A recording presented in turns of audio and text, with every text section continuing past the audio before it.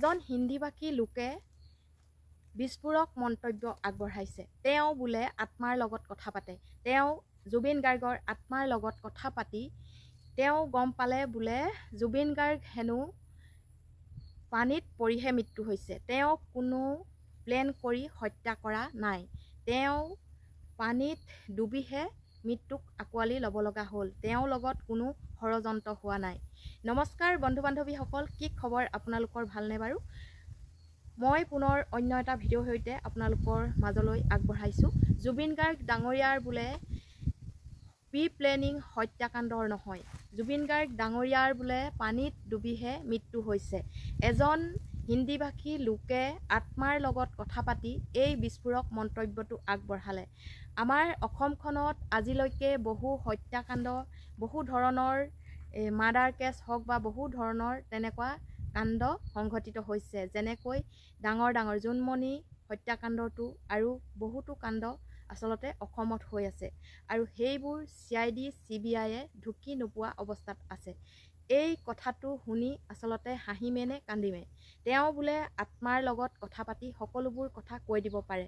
জুবিন গাৰ্গ ডাঙৰীয়াৰ আত্মাই ক'লে আৰু তেখেতে অসমবাসীক এতিয়া এই কথাষাৰ প্ৰকাশ কৰিছে। আপোনালোকে বাৰু এই কথাষাৰ বিশ্বাস কৰিছেনে? জুবিন গাৰ্গ ডাঙৰীয়াক কোনো প্লেন কৰি মাৰ্ডাৰ কৰা নাই। জুবিন গাৰ্গ ডাঙৰীয়াৰ পানীত ডুবিহে মৃত্যু হৈছে।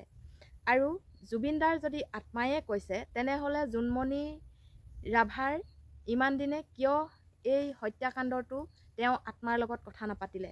CBI CID সকলোবোৰ বাদ দি তেনেহ'লে আত্মাৰ লগত কথা পাতি সকলোবোৰ তেওঁৱেই ন্যায় বিচাৰ কৰিব পাৰিলেহেঁতেন। হত্যাকাৰী কোন, কেনেকৈ হত্যা হ'ল, আত্মাই যদি সকলোবোৰ কৈ দিয়ে, তেনেহ'লে আমাৰ আইন প্ৰশাসন বা আইন প্ৰক্ৰিয়া যিসকল CBI CID এইসকলক আমাৰ কোনো প্ৰয়োজন নাই।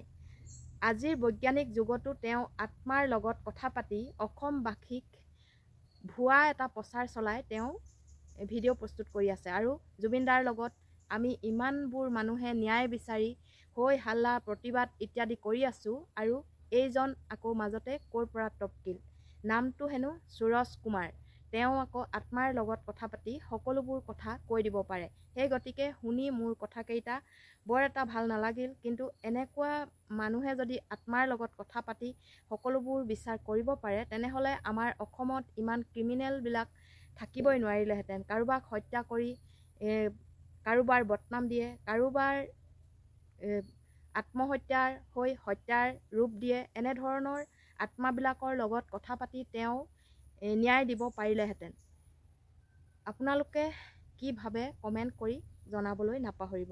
মই কিন্তু এই মানুহজনক সম্পূৰ্ণৰূপে ভুৱা বুলি ভাবিছোঁ আৰু তেওঁ কি হিচাপত ভিডিঅ'টো প্ৰস্তুত কৰি আমাৰ অসমৰ ৰাইজলৈ এৰিছে তাকেহে ভাবি পাৰ পোৱা নাই। নে তেওঁ শ্যামকানু মহন্ত আৰু সিদ্ধাৰ্থ শৰ্মাৰ চামচাগিৰি, সেই কথাটো ভাবিহে আচৰিত হৈছোঁ। যি কি নহওক, শেষত আপোনালোকলৈ পুনৰবাৰ ধন্যবাদ জ্ঞাপন কৰি মোৰ ভিডিঅ'টো ইমানতে সামৰিছোঁ। আৰু যিসকলে মোৰ চেনেলটো নতুনকৈ চাইছে তেওঁলোকে মোৰ চেনেলটো ছাবস্ক্ৰাইব কৰি কাষতে থকা বেল আইকনটো ক্লিক কৰি অল কৰি দিবলৈ নাপাহৰিব। আৰু